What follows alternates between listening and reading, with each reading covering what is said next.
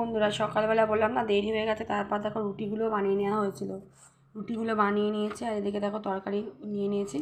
তো চলো এবার খেয়ে নিই, যতই দেরি হোক না কেন তো পেটে তো দিতে হবে। এখন কটা বাজে বলতো, 10:30 উপরে বাজাতে একটু লেট হয়ে গেল খেতে, প্রায় 11টাই বাজতে যায়। তো চলো ব্রেকফাস্টটা করি, তারপর তোমাদের সামনে ফিরে আসছি, ঠিক আছে? তো চলো দেখতে থাকো। তাহলে বন্ধুরা খাওয়া দাওয়া করে ছাদে চলে আসলাম। তো প্রচণ্ড রোদ্দুর, তাকাতে পারছে না। এদিকে ছেলেকে স্নান করতে ইচ্ছে, ছেলেও স্নান করছে, ওকে আর দেখালাম না, দেখালে কপিরাইট খেয়ে যাবো। তো স্নান করছে করুক। এদিকে সমস্ত রোদ্দুর দিয়ে দিয়েছে, শরীরটা ভালো লাগছে না, ঠান্ডা লেগে গেছে জানো তো বন্ধুরা, একদম চাপা ঠান্ডা যেটাকে বলে। আমার না ঠান্ডা ধাত আছে, বলুন না ঠান্ডার প্রবলেম আছে। তো কিন্তু শ্যাম্পু করতে গেলে পরে চুলগুলো তো অনেকটা বড়ো শুকোয় না, ভিতরে তো ভেজা দেখে কী বলতো, যেটুকু শুকায় রান্না করতে গেলে পরে শুকায় সেইটুকুই। তারপর দেখো রোদ্দুরটা বেশ ভালো লাগছে, আরাম লাগছে রোদে বসে, তো ঠান্ডাটা একটু কমে, সবাই বয়স হয়েছে। তো কী করবো বুঝতে পারছি না, শ্যাম্পু তো করলাম আজকে, করে ফেলাম। তো মাথাটা দেখছি কেমন একটা লাগছে ঠান্ডা থেকে না, মাথার মধ্যে টাস টাস করছে। মানে যখন শ্যাম্পু করে বসছি, ভিজা চুলটা এখন মাথাতে গামছাতে পেঁচিয়েছে না, মানে সেটা তখনই মনে হচ্ছে কি শরীরটা খারাপ হয়। তো কী আর করা যাবে, তো রান্না বান্না তো করলাম, কিছু কিছু রান্না করলাম, কিছু ব্লগ বানিয়ে রাখলাম, ভিডিওগুলো করে রাখলাম রান্না বান্না কিছু। তো আজ যেহেতু শনিবার, আজকে কিছু রান্না করলাম আমিও, শাশুড়ি মাও রান্না করলো, তো করছে এখনও। তো তার জন্য একটু ছাদে চলে আসলাম। তো চলো বন্ধুরা ব্লগটার সাথে থাকো, দেখতে থাকো, স্কিপ করো না। যেহেতু ভিডিও বানাতে খুবই কষ্ট, তোমরা তো জানোই আমার ভিডিও ধরে দেওয়ার মতন কেউ নিজের ভিডিও নিজে বানাই। তো চলো জানি না তোমাদের ভিডিওটা আজকে কেমন লাগবে। তো চলো যা করি তাই তোমাদের সামনে দেখাই বন্ধুরা। তো চলো দেখতে থাকো ভিডিওটা। আর দুপুরবেলা যে কী খাওয়া দাওয়া করবো সেটা তোমাদেরকে দেখাও, যেতে আজকে স্যাটারডে বলে দিলাম, পুজো করে নিয়েছি, দেখিয়ে দিয়েছিলাম ঠাকুরঘর থেকে সমস্ত কিছু। তো চলো দেখতে থাকো, ঠিক আছে, স্কিপ করবে না। তো চলো, আর আমি একটুখানি রোদে থাকি, দেখা যাক শরীরটা রোদে থাকতে ভালো লাগে। তো রোদে থাকাটাও দরকার, সবসময় রোদুরে থাকবো তা করলে হবে না, তাই না? তো চলো অনেক কথা শেয়ার করতে, চলো স্নান হয়ে চোখে গা মুছে দিই, তারপর তোমাদের সামনে ফিরে আসছি। চলো, আমার ছেলে কিন্তু স্নান হয়ে গেছে, ওকে ড্রেস পরিয়ে দিয়েছি। তো যেমন কথা তেমন কাজ, আমি ঝমঝম করে টাইমের মধ্যে কাজ করা কমপ্লিট হতে পারলে খুব শান্তি হয়। আর ওকে দেখো বললাম যে এটা ভেঙে গেছে, এটা তো এখন আর হয় না, সেটাতেই বসে বসে করবে, মানে ওর বায়না, যেটাকে বলে এখনকার বাচ্চাদের বায়নার জেদ, এটাই হলো সবথেকে খারাপ লাগে আমার। তো তার জন্য আমার ছেলে কিন্তু আমার কাছে খুব মার খায় এটার জন্য। তো দেখো ওখানেতে বসে গেছে, বলছে যে ভিজে জায়গায় বসি না, ঠান্ডা লাগবে। দেখো সবাইকে হাই করে দে বন্ধুদেরকে। কি বলতে চাও তুমি, কিছু বলতে চাও? কি বলবে?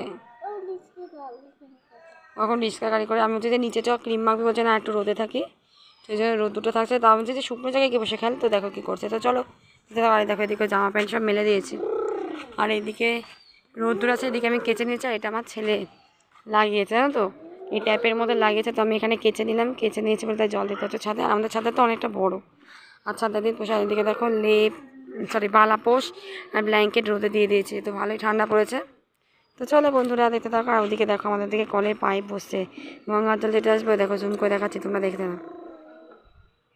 ওই দেখো দেখতে হচ্ছে মোটা একটা তার দেখতে পাচ্ছ, ওটা হলে সব বাড়িতে বাড়িতে দিয়ে যাবে, মিটার হিসেবে হবে, যে যতটুকু জল বেরোবে ততটুকু কারেন্টের মতন মিটারে উঠবে।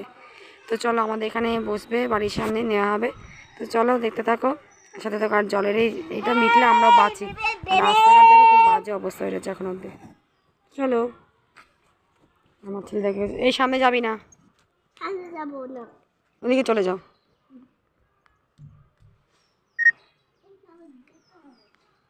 বসবো। তারপর দেখো বন্ধুরা আজকে হলো সয়াবিনের তরকারি করেছে, সেটা একটু ভিডিও শ্যুট করেছে, সময়কে শেয়ার করলাম।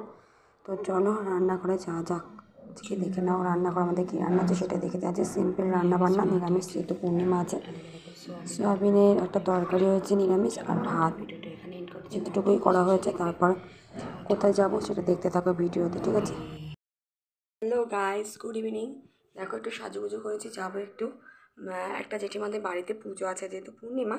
তো লক্ষ্মীনারায়ণ পুজো কিনা দেখা যাক। তো নিমন্ত্রণ করে গেছে, তো আমার রুটি করা গেছে। তো একটু দেখো সাজুগুজু না, জাস্ট চুলটাকে বাঁধলাম। তো চলো ওখানে গিয়ে তারপর দেখা আছে। তো চলো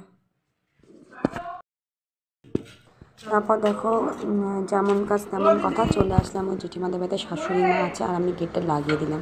আমাদের বাড়ি থেকে বেশি দূরে নয়, 2-4-5টা বাড়ি পরে জেঠিমাদের বাড়ি, তাই এখানে ওদের ছোটো মানে ঘরের সাথে সিংহাসনটা লাগানো। আর দেখো এটা নতুন ঘরটা করেছে ওপরে 2তলায়। দেখো আমার ছেলে চাকরি পেয়েছে পুলিশের, তো তার জন্য একটা পুজো দিয়েছে, নারায়ণ পুজো তো দিতে হয়, লক্ষ্মীনারায়ণ পুজো। তো তারপরে নাম কিছু এটা একটা বোন আমারই মানে আত্মীয় হয় বোনটা, আর যেটা আমাদের বাড়িতে আমরা এসে করেছি তাই আসা হয়েছে।